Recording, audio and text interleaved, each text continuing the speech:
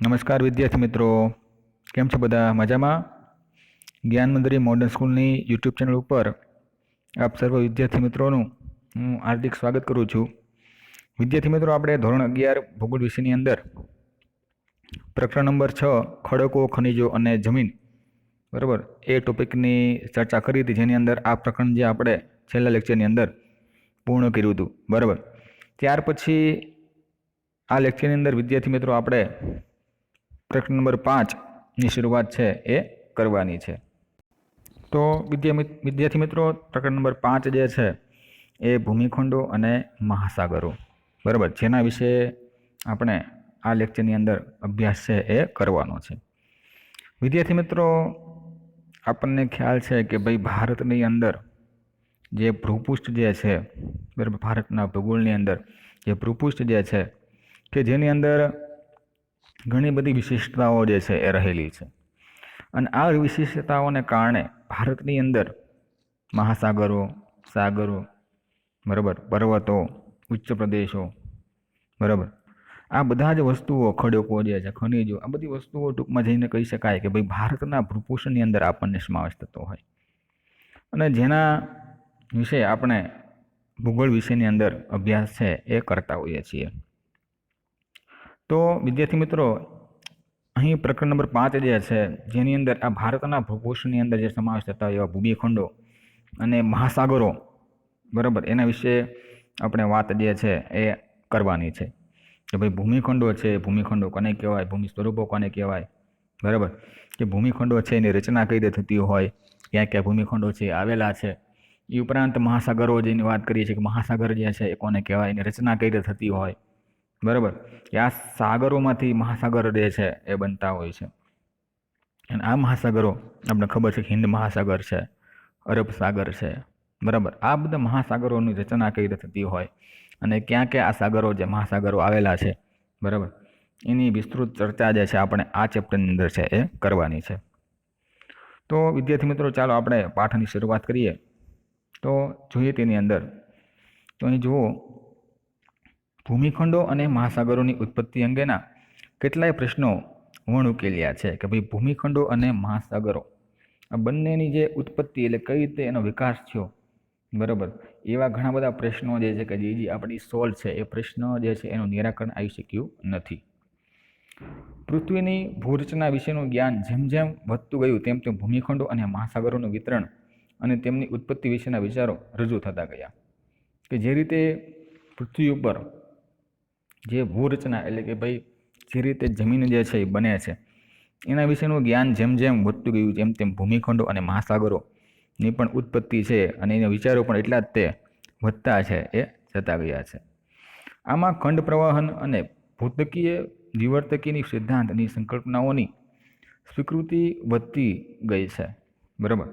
અહીં આપણને કીધું છે કે આમાં ખંડ પ્રવાહન અને ભૂતકીય વિવર્તનિકી સિદ્ધાંતની સંકલ્પનાઓની સ્વીકૃતિ વધતી ગઈ છે એમ પણ આપણે કહી શકીએ.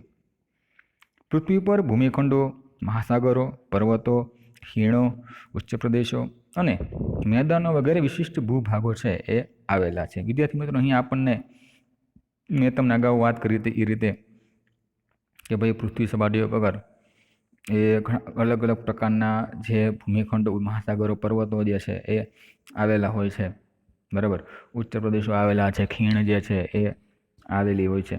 તો આવા વિશિષ્ટ ભૂમિભાગો જે છે એ ભારતની અથવા તો જે પૃથ્વી સપાટી ઉપર જેને કહી શકાય કે અહીં આપણને જોવા મળતું હોય છે. આ વિશિષ્ટ ભૂભાગો તેમના આકાર, ખડક રચના, ઊંચાઈ, સમતલ વિસ્તારનું પ્રમાણ, ઢોળાવ વગેરે લાક્ષણિકતાઓને કારણે એકબીજાથી જુદા પડે છે.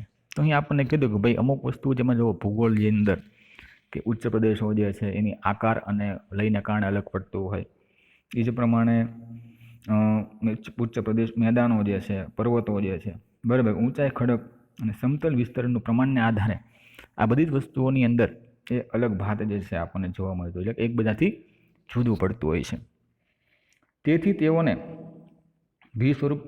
ભૂમિ સ્વરૂપ છે કહેવામાં આવે છે. તો અહીં આપણે વિદ્યાર્થી મિત્રો યાદ રાખશો કે ભૂમિ સ્વરૂપ કોને કહેવામાં આવે છે, બરાબર, કે ભારત એટલે પૃથ્વી સપાટી ઉપર જે પર્વતો, મહાસાગરો, ઉચ્ચ મેદાનો, બરાબર, ખીણો, આ બધા જ ભૂમિભાગો આવેલા છે. અને આ ભૂમિભાગોના આકાર, ખડક રચના, ઊંચાઈ, સમતલ વિસ્તારોનું પ્રમાણ અને ઢોળાવ વગેરે લાક્ષણિકતાઓના કારણે એકબીજાથી જુદું પડે છે. તેને આપણે શું કહીએ છીએ? ભૂમિ સ્વરૂપો કહેવામાં આવે છે. પૃથ્વી સપાટીના ભૂસ્વરૂપોને 3 જુદા જુદા ભાગમાં વહેંચવામાં આવેલું છે. તો અહીંયા આપણે વિદ્યાર્થી મિત્રો વાત કરી કે ભારતની અંદર અથવા તો જે પૃથ્વી સપાટી ઉપર પૃથ્વી સપાટી ઉપર ભૂ સ્વરૂપોને કેટલા ભાગમાં વહેંચવામાં આવેલું છે? 3 ભાગની અંદર વહેંચવામાં આવેલું છે.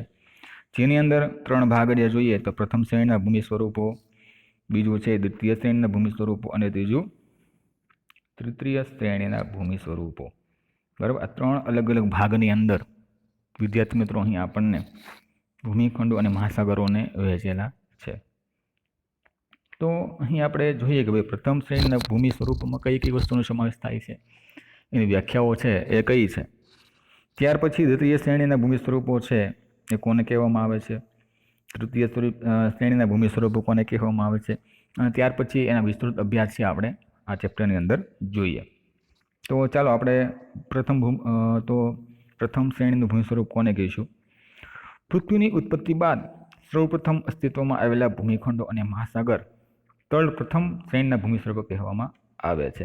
જ્યારે પૃથ્વીની ઉત્પત્તિ બાદ, બરાબર, સૌપ્રથમ વખત અસ્તિત્વમાં જે આવેલા ભૂમિખંડો અને મહાસાગરોના તળ જે છે જેને આપણે પ્રથમ શ્રેણીના ભૂમિ સ્વરૂપો કહેવામાં આવે છે. કાળક્રમે પ્રથમ શ્રેણીના ભૂમિખંડો અને મહાસાગરોમાં પૃથ્વીની ભૂગર્ભીય હિલચાલના દ્વારા બનેલા પર્વતો, ઉચ્ચ પ્રદેશો, મેદાનો, ફાટખીણો વગેરે વિશિષ્ટ ભૂમિભાગોને દ્વિતીય શ્રેણીના ભૂમિ સ્વરૂપો કહેવામાં આવે છે. એટલે કે આ જે ભૂમિખંડો છે, પ્રથમ શ્રેણીના ભૂમિ સ્વરૂપો જે છે એ કાળક્રમે ધીમે ધીમે એ ભૂમિખંડો અને મહાસાગરોમાં પૃથ્વીના ભૂગર્ભિક હિલચાલ દ્વારા બનેલા પર્વતો, ઉચ્ચ પ્રદેશો, મેદાનો, ફાટખીણો વગેરે વિશિષ્ટ ભૂભાગોને, બરાબર, તો અહીં આપણને કીધું છે આ ભૂમિભાગોને આપણે દ્વિતીય શ્રેણીના ભૂમિ સ્વરૂપો તરીકે ઓળખવામાં આવે છે. લાંબા સમયગાળા પછી આ દ્વિતીય શ્રેણીના ભૂમિ સ્વરૂપ પર બાહ્ય બળો એટલે કે નદી, હિમનદી, પવન, ભૂમિગત જળ વગેરે દ્વારા ધોવાણ, વસારણ તેમજ નિક્ષેપણ થવાથી તૃતીય શ્રેણીના ભૂમિ સ્વરૂપો અસ્તિત્વમાં આવ્યા હતા. બરાબર, તો આ બધી વસ્તુઓનું તમે જોવો છો કે ભાઈ નિક્ષેપણના કારણે શું અસ્તિત્વમાં આવે છે? તૃતીય શ્રેણીના ભૂમિ સ્વરૂપો આપણે જોવા મળે છે. જેમાં મેદાનો, કોતરો, ડેલ્ટા, ખીણો, નાની ટેકરીઓ તેમજ વિવિધ અને અન્ય ભૂમિ ભાગો પણ બન્યા છે. કે ધીમે ધીમે તમે જોવો છો વિદ્યાર્થી મિત્રો, તો અહીં જે તૃતીય શ્રેણીના ભૂમિ સ્વરૂપો જ્યારે રચના થાય છે ત્યાર પછી તમે જો એમાં શું બને છે? મેદાન છે, કોતરો છે, ડેલ્ટા છે, ખીણો છે, બરાબર, નાની ટેકરીઓ તેમજ વિવિધ અન્ય ભૂમિ ભાગો પણ બને છે. સમુદ્ર કરાળ, રેતીના ઢૂવા, ઉધ્વગામી અને અધોગામી સ્તંભો ભૂમિ સ્વરૂપનું સર્જન કેટલાક વાર ભૂકંપ, જ્વાળામુખી, સરભંગ અને ગેડીકરણ જેવી આંતરિક ક્રિયાઓને પણ આભારી છે. તો વિદ્યાર્થી મિત્રો કીધું છે કે ભાઈ સમુદ્ર કરાળ, રેતીના ઢૂવા, ઉધ્વગામી અને અધોગામી સ્તંભો ભૂમિ સ્વરૂપોનું સર્જન કેટલીક વાર ભૂકંપ, જ્વાળામુખી, સ્તરભંગ અને ગેડીકરણ જેવી આંતરિક ક્રિયાઓ પણ આભારી હોઈ શકે છે. ભૂસંચલનના કારણે પૃથ્વીના પોપડાના એક વિશાળ ભૂભાગનું વિભાજન થયું છે. બરાબર, તો ભૂસંચલનના કારણે તમે જોવો છો કે ભાઈ ભૂસંચલનના કારણે પૃથ્વીના પોપડાના એક વિશાળ ભૂભાગના વિભાજિત થઈ જાય છે.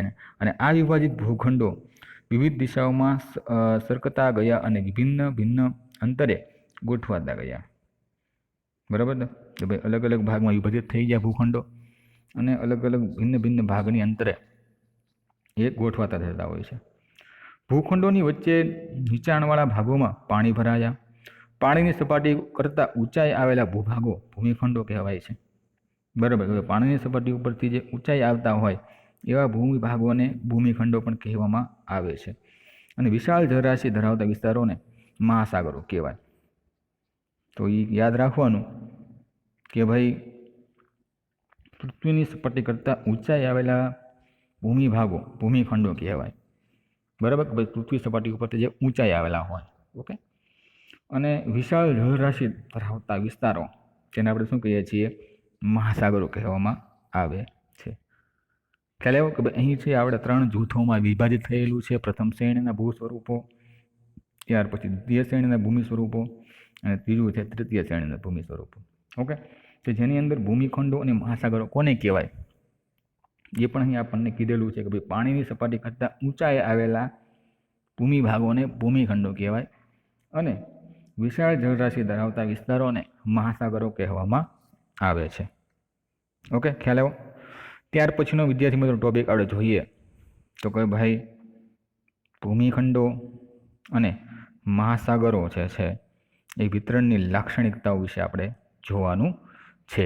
બરાબર, ભારતની અંદર જે ભૂમિખંડો છે અને મહાસાગરોના વિતરણ અને લાક્ષણિકતાઓ જે છે એ તો અહીં આપણને વાત કરી કે ભૂમિખંડો અને મહાસાગરોના વિતરણની લાક્ષણિકતાઓ. પૃથ્વીનું કુલ ક્ષેત્રફળ આશરે 50.68 કરોડ ચોરસ કિમી છે. કેટલું છે વિદ્યાર્થી મિત્રો? 50.68 કરોડ ચોરસ કિમી છે. કેટલું છે? 50.68 કરોડ ચોરસ કિમી. તેને લગભગ 36.60 કરોડ ચોરસ કિમી વિસ્તાર સમુદ્ર અને મહાસાગર છે રોકે છે. કેટલા છે? 36. જેને કહી શકાય, ઓકે, 36.60 કરોડ ચોરસ કિમી વિસ્તાર જે છે એ એટલો ભાગ જે છે એ સમુદ્રનો છે. જેને આપણે શું કહીએ છીએ? જલાવરણ. બરાબર, કે 4 આવરણો જે હતા જેની અંદર આપણે શું કહીએ છીએ? આપણે જલાવરણ કહેવામાં આવે છે. લગભગ 14.8 કરોડ ચોરસ કિમી વિસ્તારમાં ભૂમિખંડો આવેલા છે. જો ભૂમિખંડો કેટલા ભાગમાં આવેલા યાદ રાખવાનું છે કે ભાઈ સમુદ્ર અને મહાસાગરો જો છે એ 86.60 કરોડ ચોરસ કિમી વિસ્તાર ધરાવે છે. એ જ પ્રમાણે 14.8 કરોડ ચોરસ કિમી વિસ્તાર ભૂમિખંડો છે એ ધરાવે છે.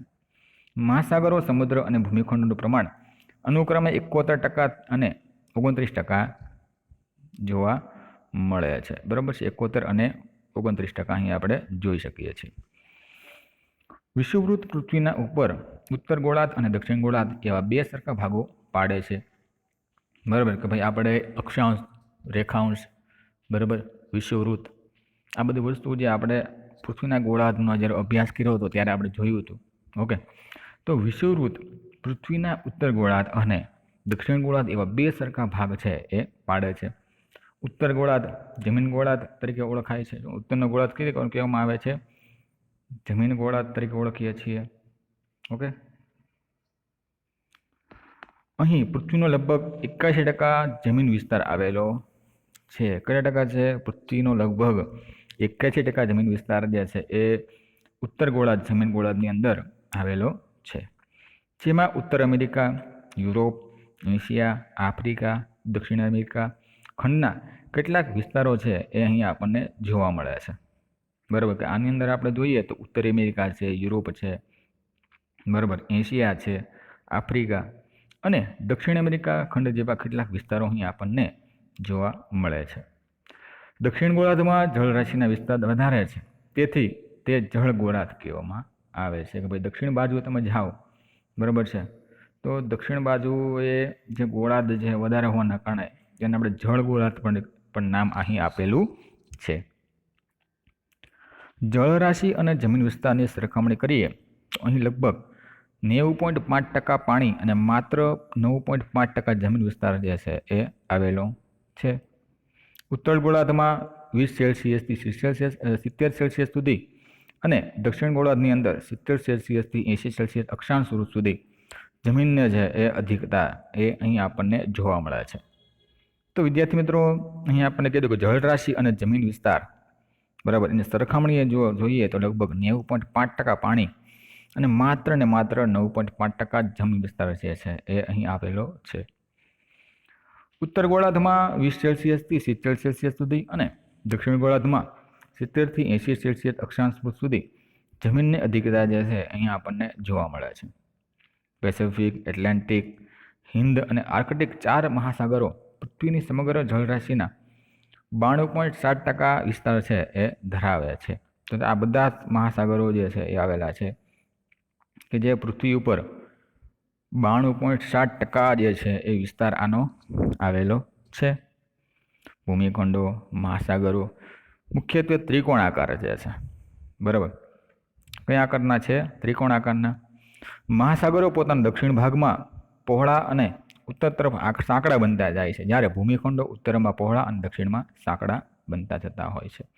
તો આ મહાસાગરોની વાત કરી છે કે ભાઈ મહાસાગરો અને ભૂમિખંડો જે છે એની વિશેષતા કેવી છે? તો ભાઈ મહાસાગરો છે એ પોતાના દક્ષિણ ભાગમાં પહોળા અને ઉત્તરમાં સાંકડા બનતા છે, જ્યારે ભૂમિખંડો છે ઉત્તરમાં પહોળા અને દક્ષિણમાં સાંકડા જે છે એ બને છે. ઓકે, ખ્યાલ આવ્યો? ત્યાર પછી જોઈએ તો પૃથ્વી ઉપર મહાસાગરો અને ભૂમિખંડો એકબીજાને સામસામે ગોઠવાયેલા છે.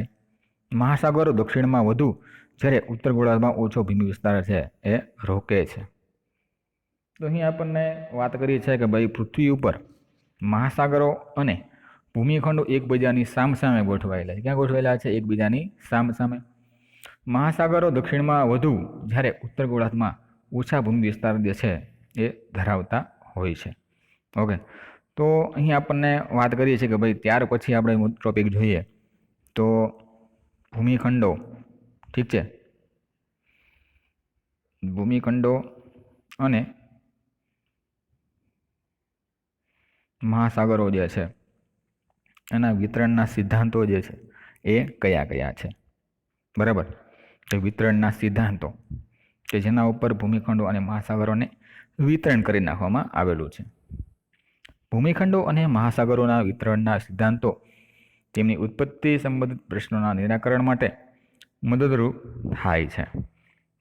તો અહીં આપણને વાત કરી છે કે ભૂમિખંડો અને મહાસાગરોના વિતરણના સિદ્ધાંતો તેમના ઉત્પત્તિ સંબંધિત પ્રશ્નોના નિરાકરણ માટે મદદરૂપ થાય છે. સોલાગ, ગ્રીન, ગ્રેગરી, કેલ્વિન, હેરી હેસ, વેગનર વગેરે વિદ્વાનોએ પ્રથમ શ્રેણીના ભૂમિ સ્વરૂપોની ઉત્પત્તિ અંગે પોતાના વિચારો છે એ રજૂ કર્યા છે. તો અહીં વિદ્યાર્થી મિત્રો આપણને વાત કરી છે કે ભાઈ સોલાસ છે, ગ્રીન છે, ગ્રેગરી છે, ક્લેવિન, હેરી હેસ, વેગનર વગેરે વિદ્વાનોએ પોતાના પ્રથમ જે ભૂમિ સ્વરૂપો જે છે, બરાબર, એના ઉત્પત્તિ વિશે અહીં આપણને ખ્યાલ છે રજૂ કરેલા છે. એકબીજાની ખૂબ જ દૂર આવેલા ભૂમિખંડોની વનસ્પતિ, ભૂસ્તરીય રચના, પ્રાણીઓ, ભૂમિ સ્વરૂપો વગેરે બાબતોમાં વિવિધતાઓની સાથે સામ્યતાઓ પણ અહીં આપણને જોવા મળતી હોય છે. બરાબર. તો અહીં આપણને કીધું છે કે ભાઈ એકબીજાથી ખૂબ જ દૂર આવેલા ભૂમિખંડોની વનસ્પતિ, ભૂસ્તરીય રચના, પ્રાણીઓ, ભૂમિ સ્વરૂપો વગેરે બાબતોમાં વિવિધતાઓની સાથે સામ્યતાઓ પણ અહીંયા આપણે જોઈ શકતા હોઈએ છીએ. ઓસ્ટ્રેલિયાના જંગલોમાં જોવા મળતા કોથળી વર્ગના પ્રાણીઓ દક્ષિણ અમેરિકાની ભૂમિમાં અશ્મિ સ્વરૂપે પ્રાપ્ત થયા છે. ઓકે, તો શું કીધું છે? આ જે વસ્તુઓ જે છે ત્યાં અશ્મિ સ્વરૂપે આપણને જોવા મળતું હોય છે. ઉત્તર અમેરિકાના એપેલેશિયન અને પશ્ચિમ યુરોપની ભૂમિમાં પ્રાપ્ત થતો કોલસો એક જ કાળમાં બનેલો હોવાના પ્રમાણ મળી આવ્યા છે કે ભાઈ ઉત્તર અમેરિકા અને એપેલેશિયન અને પશ્ચિમ જે યુરોપ જે છે એની ભૂમિમાંથી પ્રાપ્ત થતો કોલસો જે છે એ એક જ કાળમાં બનેલો હોવાના પ્રમાણ પણ અહીં આપણને જોવા મળતા હોય છે. કેટલાક પ્રદેશોમાં પર્વતમાન આબોહવા કરતાં ભૂતકાળમાં જુદા જુદા પ્રવાહોની આબોહવા હતી એવી પણ સાબિતી પણ પ્રાપ્ત થાય છે. પ્રાચીન પ્રદેશોની અંદર વિદ્યાર્થી મિત્રો અહીં આપણે વાત કરી છે કે ભાઈ કેટલાક પ્રાદેશિક પ્રદેશોની અંદર આબોહવા કરતાં ભૂતકાળમાં જુદા જુદા પ્રકારની આપણને અહીં આબોહવા જોવા મળે. આવું ત્યારે જ સંભવ બને છે જો પહેલું આબોહવા ધર્મોથી આપોઆપ બદલાઈ જતી ગયું હોય, અથવા તો ઘણા દૂરના ભૂતકાળમાં વર્તમાન ભૂમિખંડો અન્ય સ્થાને હોય અને પછીથી વિસ્થાપન પામ્યા હોય. બરાબર. આવી પરિસ્થિતિની અંદર જો છે એ આ વસ્તુ જે છે એ થતી હોય છે. દ્વિતીય સંભાવનાને ધ્યાનમાં રાખીએ અને જર્મનીના આબોહવા વિજ્ઞાની પ્રોફેસર આલ્ફ્રેડ વેગનરે વર્તમાન ભૂમિખંડો અને મહાસાગરોની ઉત્પત્તિ અને તેના વિતરણને સમજાવતો ખંડ પ્રવહન સિદ્ધાંત, બરાબર, કે ભાઈ આલ્ફ્રેડ પ્રોફેસર જે છે એણે જે ભૂમિખંડો અને મહાસાગરોની ઉત્પત્તિ માટે થઈને ખંડ પ્રવહન સિદ્ધાંત ક્યારે કર્યો હતો? 1912માં રજૂ કર્યો, જે 1924માં અંગ્રેજી ભાષામાં નું ભાષાંતર થયું અને ત્યાર પછી એ પ્રસિદ્ધ જે છે એ કરવામાં આવેલો છે. ઓકે, તો દ્વિતીય સંભાવનાને ધ્યાનમાં રાખીને તો જર્મનના આબોહવા ઠીક છે, જર્મનના આબોહવા વૈજ્ઞાનિક આલ્ફ્રેડ વેગનર, શું નામ છે વિદ્યાર્થી મિત્રો? આલ્ફ્રેડ વેગનરે જે વર્તમાનમાં જોતા ભૂમિખંડો અને મહાસાગરોની ઉપર એક સરસ મજાનું વિતરણને સમજાવ્યું છે. જેણે ખંડ પ્રવાહનો સિદ્ધાંત એણે આપેલો છે, 1912માં અંદર રજૂ કર્યો. એ ઉપરાંત 1924માં એ અંગ્રેજી ભાષાની અંદર જે છે એનું ભાષાંતર કરવામાં આવ્યું અને ત્યાર પછી એને પ્રસિદ્ધ કરવામાં આવેલો હતો. બરાબર, આ સિદ્ધાંતોને એને પ્રસિદ્ધિ પામ્યો હતા એવું પણ અહીં આપણે કીધેલું છે. તો ચાલો આપણે એ વેગનરે આપેલા ખંડ પ્રવાહનો જે સિદ્ધાંત જે છે, બરાબર, એ સમજૂતી મેળવીએ કે ભાઈ વેગનરના જે ખંડ પ્રવાહનો જે સિદ્ધાંત જે છે, બરાબર, તેના વિશે આપણે અભ્યાસ કરીએ. વેગનરનો ખંડ પ્રવાહનો જે સિદ્ધાંત જે છે, બરાબર, વેગનરનો ખંડ પ્રવાહનો સિદ્ધાંત રજૂ થયો એ પહેલાં સ્નાઇડર, ફિશર, ટેલર, બેકન વગેરે વિદ્વાનોએ પણ આ સંબંધિત પોતાના વિચારો રજૂ કર્યા છે. બરાબર, કે ભાઈ જ્યારે આ ભાઈએ આ યોજના સિદ્ધાંત આપેલો એ ત્યારે આ સ્નેક છે, ફિશ છે, ટેલર છે, બેકન છે, આ બધાએ પણ પોતાના વિચારો છે રજૂ કરે છે. પૃથ્વીનો ભૂસ્તરીય અને પ્રાકૃતિક ઇતિહાસ તેના ખડકોમાં પ્રાચીન જીવો અને વનસ્પતિના અસ્મિયો રૂપે સચવાયેલો છે. બરાબર, તો ભાઈ પૃથ્વીના ભૂસ્તરીય અને પ્રાકૃતિક ઇતિહાસ તેના ખડકોમાં પ્રાચીન જીવો અને વનસ્પતિના અસ્મિયો સ્વરૂપે પણ અહીં આપણને જોવા મળતો હોય છે. જુદા જુદા ખંડોના ભૂભાગોમાંથી સામ્ય ધરાવતા અસ્મિયો મળી આવેલા છે. બરાબર, કે ભાઈ જુદા જુદા ખંડો જે છે એની અંદર ભૂમિભાગોની અંદર સામ્યતા ધરાવતા અસ્મિયો પણ એ સ્વરૂપે મળે છે. આ માહિતીના આધારે 1912માં એક એવો વિચાર જન્મ થયો કે આજથી આશરે 20 કરોડ વર્ષ પહેલાં વર્તમાન ભૂમિખંડો એકબીજાની સાથે જોડાયેલા હતા. કે ભાઈ 20 કરોડ વર્ષ પહેલાંની વાત કરી છે કે જ્યારે વર્તમાન ભૂમિખંડો જે છે એકબીજાની સાથે જોડાયેલા જોવા મળતા હતા. પૃથ્વી સપાટી ઉપર એક અને એકમાત્ર ખંડ હતો જેને વેગનરે પેન્જિયા, શું નામ આપેલું છે? વેગનરે જે પૃથ્વી સપાટી પરનો એકમાત્ર ખંડ હતો, જ્યારે સૌ પ્રથમ વખતની જે વાત કરી, જ્યારે પ્રથમ શ્રેણીના સિદ્ધાંતોની વાત કરીએ ત્યારે આપણને ખબર પડે, બરાબર, કે એનું નામ શું હતું? પેન્જિયા. પેન્જિયા શબ્દ છે એ જર્મન ભાષામાંથી શબ્દ બન્યો હતો, જેનો અર્થ થાય છે આદિખંડ. શું થાય છે? આદિખંડ એટલે બહુ જૂનો એને કહેવાય ને એવો ખંડ. એમ ખંડ પ્રવાહન સિદ્ધાંત અનુસાર આ પેન્જિયાના ઉત્તર ભાગોને લોરેશિયા અને દક્ષિણ ભાગને ગોંડવાના લેન્ડ પણ કહેવાય છે. બરાબર, આ બંનેના નામ છે અહીંયા આપણને આપેલા છે, જોઈ લેવું તમારે. બંને ભૂમિ ભાગોની વચ્ચે પૂર્વ પશ્ચિમ વ્યાપ 33 સમુદ્ર થઈ હતો. આ 33 સમુદ્ર વિશે આપણે જોયું હતું કે ભાઈ આ બંને ભૂમિ ભાગોની વચ્ચે જે છે એ પૂર્વથી લઈને પશ્ચિમ સુધીનો વ્યાપ છે. બરાબર, જેની અંદર અહીં કીધું છે કે 33 બરાબર સમુદ્ર જે છે એ આવેલો છે. 33ની ઉત્તરે આવેલા લોરેશિયામાં હાલના ઉત્તર અમેરિકા, યુરોપ અને એશિયા ખંડ છે એ હતા. ઓકે, 33ની દક્ષિણે આવેલા ગોંડવાના લેન્ડમાં દક્ષિણ અમેરિકા, આફ્રિકા, દક્ષિણ ભારત, ઓસ્ટ્રેલિયા અને એન્ટાર્કટિકા ખંડો છે એ આવેલા અહીં આપણને જોવા મળે છે. ઓકે, તો એ આપણને બંને જે આપેલું છે લોરેશિયા અને ગોંડવાના લેન્ડ, તો ત્યાં કયા કયા વસ્તુઓ છે, ખંડો આવેલા છે એની પણ આપણને વાત કરી છે. આ પેન્જિયા મહાખંડની ચારે બાજુએ એક વિશાળ અને છીછરો પેન્થાલસ, બરાબર, પેન્થાલસા મહાસાગર છે આવેલું. શું નામ આપેલું છે? પેન્થાલસા, કે જે બંનેની વચ્ચે છે, જે છીછરો છે એમ પણ કહી દેલું છે, બરાબર, વિશાળ અને છીછરો. આ સમયે એન્ટાર્કટિકા ખંડ અને દક્ષિણ આફ્રિકાના દક્ષિણ કિનારા જે છે એ પાસે હતા. એ ઉપરાંત આ વિચારોના ખંડોના કિનારાના આકારો, બંધારણ, વનસ્પતિ જીવનસૃષ્ટિના સ્થાન વગેરે વિશેની અદ્યતન માહિતી પૂરી પાડે છે. બરાબર. આ વિચારના કારણે જેમ કે વિદ્યાર્થી મિત્રો કહી શકીએ કે ખંડોના કિનારાના આકાર, બંધારણ, વનસ્પતિ, જીવસૃષ્ટિના સ્થાન વગેરે વિશેની અદ્યતન માહિતી જે છે એ આના આધારે પૂરી પડે છે એમ પણ આપણે કહી શકીએ છીએ. આ વિચારધારા ખંડોના કિનારાના આકાર, બંધારણ, વનસ્પતિ પણ જુઓ તો બરાબર કે એની અદ્યતન માહિતી જે છે એ પૂરી પડતી હોય છે. પેન્જિયાનું કાળક્રમે વિભાજન થતાં આજના ભૂમિખંડો અને મહાસાગરો અસ્તિત્વમાં આવ્યા છે. વેગનર આબોહવાની વિજ્ઞાની અને ભૂભૌતિક વિજ્ઞાની હતો. બરાબર. આ વેગનર જે છે એ આબોહવા વિજ્ઞાની પણ હતો અને ભૂભૌતિક વિજ્ઞાની પણ હતો એમ પણ આપણે કહી શકીએ. તેણે પોતાના ખંડ પ્રવહન સિદ્ધાંતના સમર્થનમાં ભૂસ્વરૂપ વિજ્ઞાન, ભૂભૌતિક વિજ્ઞાન, ભૂસ્તરીય વિજ્ઞાન, આબોહવા વિજ્ઞાન અને અન્ય વિજ્ઞાનીઓના પુરાવા રજૂ કર્યા છે.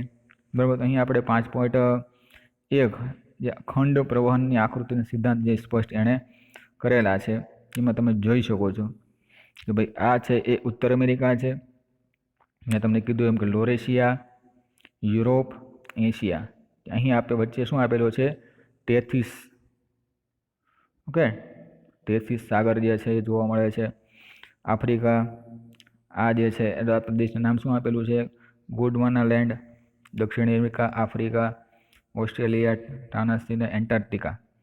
ઓકે, તો આ જે તમે આકૃતિ વિદ્યાર્થી મિત્રો તમે જોયો બરાબર, તો જેની અંદર આપણને સરસ મજાનું તમે જો સમજ્યો તો અહીંયા આ 5.1 વર્તમાન ભૂમિખંડોના 20 કરોડ બરાબર 20 કરોડ વર્ષ પહેલાંની સ્થિતિની અહીં આપણને વાત જે છે એ કરેલી છે.